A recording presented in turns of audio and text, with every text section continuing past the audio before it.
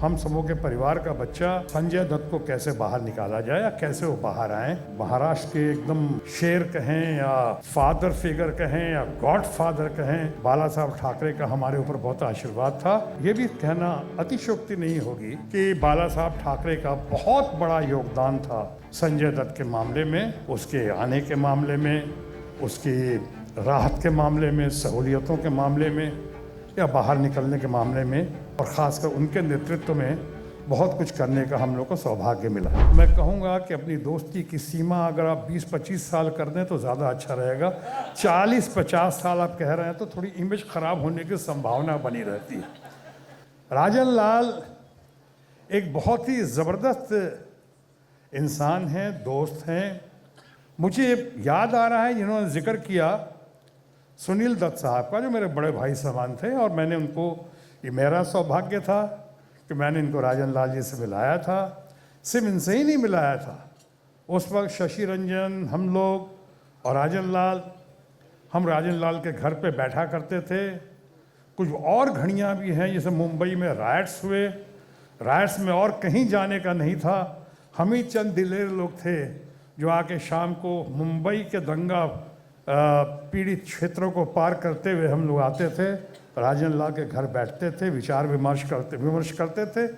और उसके साथ ही साथ वो जो संकट की घड़ी जब दत्त साहब पे आई, और ख़ासकर हमारा आपका हम सबों का लाडला, हालांकि आजकल लाडला कहने से मतलब बदल जाता है, लेकिन लाडला और मैं मन की बात नहीं कर रहा हूँ। मैं जानता हूँ मन की बात पे पेटेंट राइट किसी और का है, मैं इस वक्त दिल की बात कर रहा हूँ। और दिल की बात यह है कि हम लोग दिल से बहुत ही फिक्रमंद थे, बहुत ही कोशिशमंद थे कि कैसे इतना प्यारा इंसान, इतना अच्छा लड़का सुनील दत्त का चश्मे चिराग, हम सबों के परिवार का बच्चा संजय दत्त को कैसे बाहर निकाला जाए या कैसे वो बाहर आएँ, कैसे हम लोग उनके लिए कुछ कर सकें।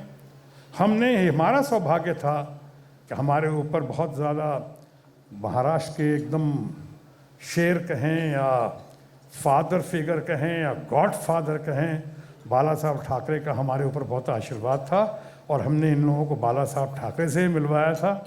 और ये भी कहना अतिशयोक्ति नहीं होगी कि बाला साहब ठाकरे का बहुत बड़ा योगदान था संजय दत्त के मामले में, उसके आने के मामले में, उसकी राहत के मामले में, सहूलियतों के मामले में या बाहर निकलने के मामले में।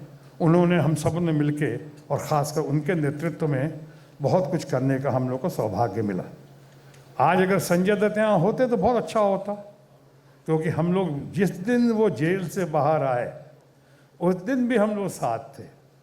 जेल से बाहर निकलकर संजय दत्त हमारे घर आए थे। हमारे घर आने के बाद फिर पूजा, कहीं मंदिर गए थे, सिद्धिविनायक गए, फिर हमारे घर आए।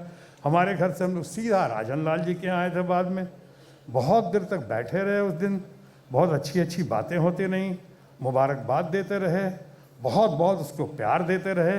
लेकिन बस कहानी वहीं पे थोड़ा सा कहानी में ट्विस्ट एंड टर्न आया कि अब उसके बाद कई बार हमने संजय दत्त को कोशिश की है, बड़ा प्यारा लड़का है, बड़ा अच्छा इंसान है, लेकिन कई बार हमने ढूंढने की, खासकर राजन लाल जी ने तो बहुत ही कोशिश की है, हमारे सामने भी कोशिश की है, हमारे ज़रिए भी कोशिश की है, लेकिन दत्त साहब का चश्मे चिराग अभी हमसे अगर ना मिला है, नहीं मिला है, तो उसके ऊपर एक टाइटल लग चुका है, ढूंढते रह जाओगे।